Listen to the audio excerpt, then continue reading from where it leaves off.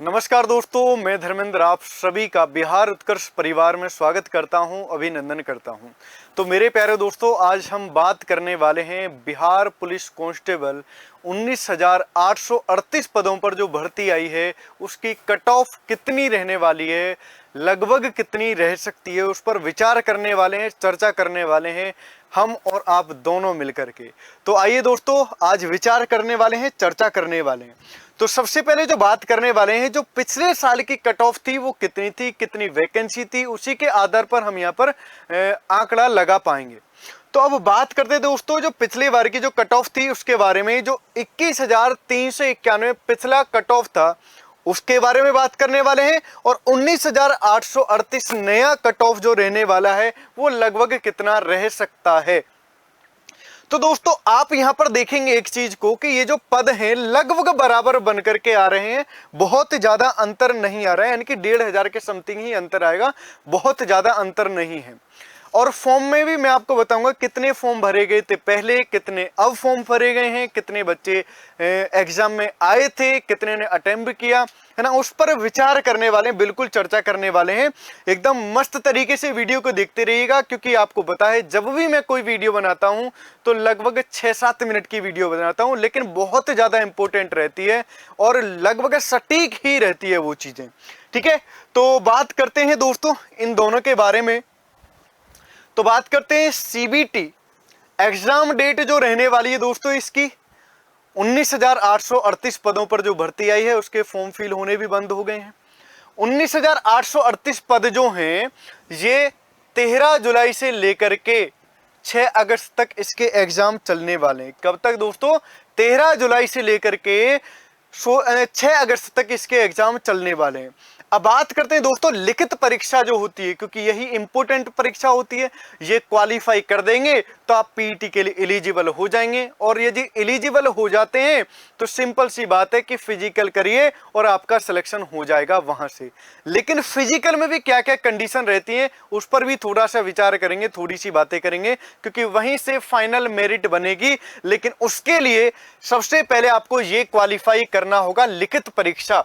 लिखित परीक्षा ओएमआर आधारित वस्तुनिष्ठ प्रश्न जो होंगे ये आपको क्वालिफाई यहां पर करना होगा, तभी जाकर के आप पीटी के लिए एलिजिबल हो जाएंगे। यदि ऐसा नहीं होता है, क्वालिफाई नहीं करते, तो आप यहीं से फेल हो जाते हैं। अब दूसरी बात, शारीरिक मानक परीक्षा पीएचटी और शारीरिक दक्षता परीक्षा पीईटी, इसके लिए एलिजिबल हो जाएंगे और इससे फाइनल मेरिट बन जाएगी। अब बात करते हैं कि पिछले वर्ष की जो वैकेंसी थी और अब की जो वैकेंसी है उसमें क्या अंतर है, कितना डिफरेंस है, कितने फॉर्म फिल होने में अंतर आया, तो वो बताते हैं। तो मेरे प्यारे दोस्तों, ये जो 21,391 पद थे, इसमें टोटल जो फॉर्म फिल हुए थे वो 18 लाख फॉर्म फिल हुए थे। कितने दोस्तों? 18 लाख फॉर्म फिल हुए थे। और यहां पर बात करने लगे कि 65% बच्चे एग्जाम देने के लिए गए थे। कितने? 65% बच्चे एग्जाम देने के लिए गए थे। सिंपल सी बात है। अब 65% लगभग 11.7 के समथिंग आएगा, यानी कि 11.7 लाख के समथिंग बच्चों ने एग्जाम दिया था 18 लाख में से। अब बच्चों की रुचि थोड़ी सी कम है ना, पिछले के मुकाबले, क्योंकि यहां पर फॉर्म पिछले के मुकाबले थोड़े से कम भरे गए हैं। वैकेंसी यहां पर कितनी थी? 21,391 पद थे, यहां पर 19,838, लगभग 1,500 का अंतर बनकर के आ रहा है, 1,500 का। अब पीईटी के लिए जो बच्चे क्वालिफाई होते हैं वो होते कितने दोस्तों? ये 5 गुना होते हैं। अब इसका 5 गुना करेंगे तो लगभग 1 लाख के समथिंग, यानी कि 99,190 पीईटी के लिए एलिजिबल हो जाएंगे। और पीईटी भी बहुत ज्यादा इंपॉर्टेंट है, वहीं से फाइनल मेरिट बनती है, पीईटी में भी नंबर मिलते हैं। मैंने एक वीडियो बनाई स्पेशल पीईटी के लिए कि कितने बच्चों को कितने नंबर मिलने वाले हैं, किस किस कंडीशन पर, तो पूरे विचार के साथ पूरे बेहतरीन तरीके से वहां पर आप देख सकते हैं। तो 5 गुने बच्चे यहां पर लिए जाएंगे दोस्तों, और पहले के मुकाबले यहां पर फॉर्म कम फिल हुए हैं। और मुझे लगता है कि बच्चे जो एग्जाम देने जाएंगे लगभग आप इतना ही मान सकते हैं, 65% के समथिंग ही बच्चे फॉर्म फिल तो करते हैं, लेकिन 65% के समथिंग ही बच्चे एग्जाम देने के लिए जाएंगे। क्लियर बात है, सिंपल सी बात है। चलिए इसके बाद आगे चर्चा कर लेते हैं कुछ और चीजों पर। अब आती है इंपॉर्टेंट बात, कट ऑफ की। अब कट ऑफ क्या रह सकती है? अब पिछले साल के कट ऑफ में बताता हूं, उसी के आंकड़े लगा सकते हैं। यहां पर वैकेंसी लगभग बराबर है, फॉर्म फिल कम हुए हैं, है ना। और नए बच्चे, जो बच्चे पढ़ने में थोड़े ठीक ठाक थे, उन्होंने तो भाई इसी में अपनी वर्दी ले ली है। अब वैकेंसी सेम है, पोस्ट भी सेम है, यहां पर भी कांस्टेबल बनेंगे, यहां पर भी कांस्टेबल। तो अंतर क्या आएगा? क्या ये बच्चे दोबारा से फॉर्म फिल करेंगे? नहीं बाबा, नहीं, बिल्कुल भी नहीं।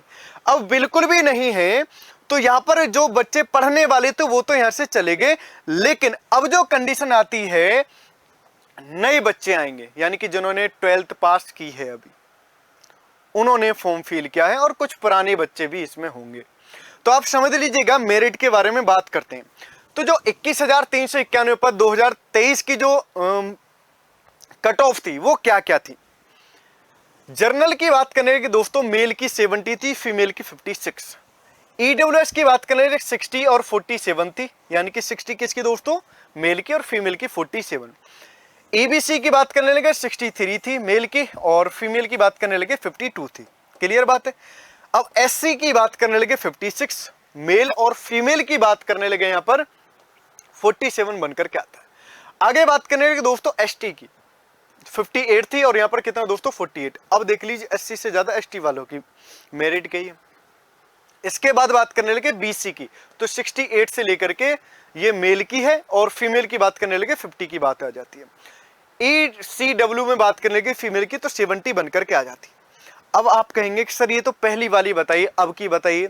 वैकेंसी बराबर है, पढ़ने वाले बच्चे निकल गए हैं, उनकी जॉब लग गई है, 21,000 पद भी बहुत होते हैं। तो अब यहां पर बात कर रहे थे दोस्तों, अब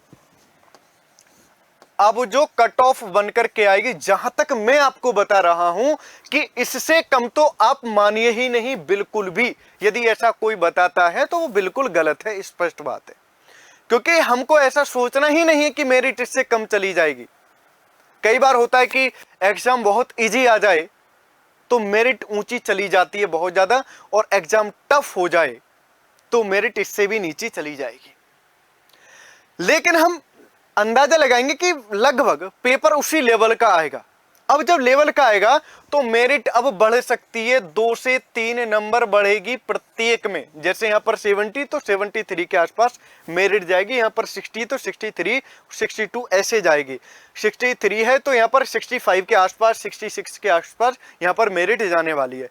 यानी कि 2 से 3 अंक बढ़ा करके आप मान लीजिएगा मेरिट को उसी के आधार पर। यदि आप जर्नल वाले हैं तो 2-3 अंक बढ़ाइए इसी के आधार पर, ईडब्ल्यूएस वाले तो भी 2-3 अंक बढ़ा लीजिए, ईबीसी वाले हैं तो भी 2-3 अंक बढ़ा लीजिए, यानी कि 2-3 अंक बढ़ा लीजिएगा। इसी के आधार पर आप अपनी तैयारी में लग जाइए। अभी से बहुत लंबा टाइम नहीं है, 13 जुलाई से आपके एग्जाम स्टार्ट है। कितने तारीख से मेरे प्यारे दोस्तों? यहां पर जो एग्जाम स्टार्ट है, कितने तारीख बताई थी मैंने आपको? 1 मिनट, हाँ ये रहा, 13 जुलाई से लेकर के दोस्तों 6 अगस्त तक आपके एग्जाम होने वाले हैं। तो अभी से तैयारी में लग जाइए। बहुत बेहतरीन क्लास बिहार उत्कर्ष यूट्यूब चैनल पर चल रही है। जैसे मेरी खुद की क्लास चलती है, डेली सुबह 10 बजे मैथ के प्रैक्टिस कराता हूं, मैथ के एक्सपेक्टेड क्वेश्चन में आपके लिए कराता हूं। साथ के साथ चेतन सर भी आप सभी के लिए 11 बजे क्लास कराते हैं, और एक बेहतरीन क्लास वो 29 तारीख को लेकर के आ रहे हैं, जिसमें 111 आहुतियां देने वाले हैं, यानी कि बहुत बेहतरीन तरीके से क्लास चलने वाली है। तो क्लास में बिल्कुल भी जुड़ना नहीं भूलिएगा। आपकी दोस्ती यारी तभी तक होगी जब आप कामयाब हैं। यदि कामयाब नहीं है तो आपको कोई पूछने वाला नहीं है। इसी को देखते हुए तैयारी में लग जाइए दोस्तों, और पंचवर्षीय योजना बिल्कुल नहीं बनाना है, अभी से तैयारी में लग जाइए और एक जॉब अपनी पक्की कर लीजिए। ठीक है दोस्तों, तो जानकारी कैसी लगी आप सभी को कमेंट बॉक्स में कमेंट करके जरूर बताइएगा। ऐसी और भी बेहतरीन जानकारी के साथ मैं आप सभी से रूबरू होता रहूंगा, मिलता हूं और भी बेहतरीन जानकारी के साथ। तब तक के लिए आप सभी से विदा लेता हूं। Bye bye, take care, thank you.